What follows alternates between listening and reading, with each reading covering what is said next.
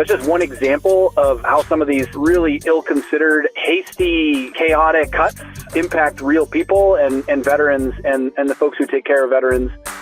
Which side are you on? Which side are you on? Hi there, it's Mark Smith calling. I'm calling from San Francisco. I'm work at the Veterans Health Administration out here. A different Mark, this one from San Francisco, not from the Midwest, work for the Department of Veterans Affairs. Appreciate you calling in. I'm assuming you were calling in to talk about the effect of the Trump administration and everything on your work serving veterans. And so we've been posing this question to federal workers. You know, how is it affecting you and your coworkers, like personally and interpersonally? How is it affecting your ability to execute the mission? How is it affecting or going to be affecting the people that you serve, et cetera, et cetera? How is your union responding? All that kind of stuff. So respond to any and all of that, or just one of those things. Take that kind of general prompt wherever you'd like. Mark, thanks for calling in. Sure. Yeah. I'll say, I think it's been affecting our union members who are nurses and psychologists and social workers and, rehabilitation professionals at the Veterans Health Administration. There's just been so much chaos and turmoil. There was a hiring freeze, and then it turns out a week later we're exempted from the hiring freeze, but still the job offers are rescinded, and it's been difficult to get staff on board. We were already in a staffing crisis, and, folks, there's just been a ton of stress and anxiety that, it seems unnecessary. And, I don't know about you, but when I go to the doctor, when I go to see my healthcare provider, I don't want them to be stressed out and anxious and worried about their job and the future. I want them to be thinking, laser focused on my care. And right now, it's really difficult to do that, I would say, at the Veterans Healthcare Administration. We've had, mass layoffs. There was 1,000 folks let go just this week. And, they said that, these are not frontline staff, but I'll tell you what. So I'll give you a specific example of how that impacts veteran care. We have a veterans crisis line that, thousands of veterans call in regularly, in suicidal crises to talk to somebody. And, we're already, I would say, understaffed, and many of our psychologists and social workers and folks like that who handle some of these veterans who are in suicidal crises are already understaffed and feeling burned out and struggling to keep up with the load. But, now several of their support staff on that veterans crisis line were given termination notices, right? So these are the folks that, help handle the calls or transfer the calls to emergency and things like this. So that's just one example of how some of these really ill-considered and hasty, chaotic cuts impact real people and veterans and the folks who take care of veterans. Those are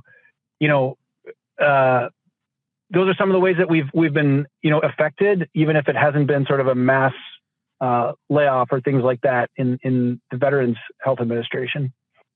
Hey, 5 seconds. Just wanted to say that this is only possible because of our donors. If you want to see more of this, then consider donating yourself at tvlr.fm/donate. Gotcha. Thanks, Mark. I really appreciate the call, and I guess how is the community responding, and the people that you serve? Are they mentioning anything like that I appreciate you, I'm sorry for what's going on, or is there any kind of recognition of what's happening among your patients and the people that you serve yet? Yeah, I mean, I think there's a really special kind of relationship at the VA between patients and providers. Many, staff are veterans themselves. Over close to 30% of Veterans Affairs employees are veterans themselves, right? So most folks who are there for the mission. They care about taking care of veterans, and veterans know that.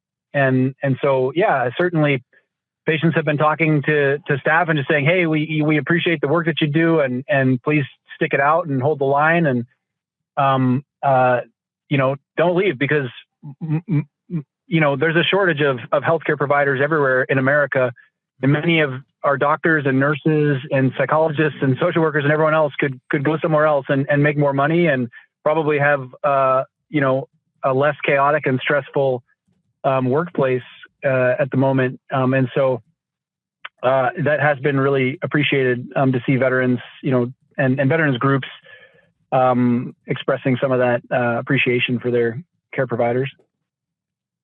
What about your union? How's your union responding to this kind of stuff? So at the national level, obviously our union is taking legal actions as necessary to protect us and folks who have been, illegally terminated or otherwise harmed by some of the chaotic actions of the current administration. Locally, folks are joining the union in droves. So we've had more folks sign up for the union in the last week or so than in the past 6 months. And people are just really learning about how unions protect us as working people. Even if we're in, a federal workplace that historically has been, a pretty decent place to work, people are seeing that, this is what a union is for, right? It's when you have a bad boss and you need to get together and act collectively to protect yourselves and to protect the working conditions that we need, right? We say, we were kind of inspired by teachers unions when they say that their working conditions are their students' learning conditions. Similarly, in healthcare, our working conditions are our patients' healing conditions. And so people are realizing that a union or the power of a collective bargaining agreement is one of the only things that we have as working people to kind of stand up and protect those things that we need to take good care of our patients. So that's really been educational for folks, I think, in the last few months here. Right. We've seen here, Redstone Arsenal in Huntsville, similar increase in union membership. My union, AFGE Local 1858, has seen a minimum of a 20% increase, although that increase in membership was given to me like a week and a half or 2 weeks ago, so it's probably more than that, but 20%, now at 1,000 members, up from 800.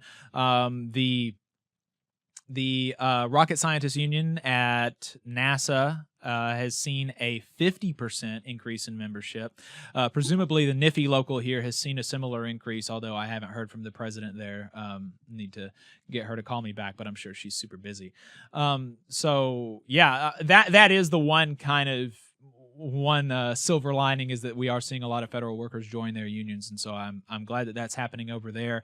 Mark, is there anything else that you wanted to make sure that folks knew about, the work that you do in the Veterans Administration, or how it's affecting your work, or anything else at all before we let you go?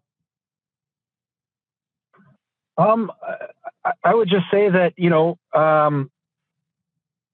folks. The VA won't be around forever if we don't protect it and try to fend off these attacks to privatize and outsource it. This is not a new thing. It's just gotten worse with the current administration.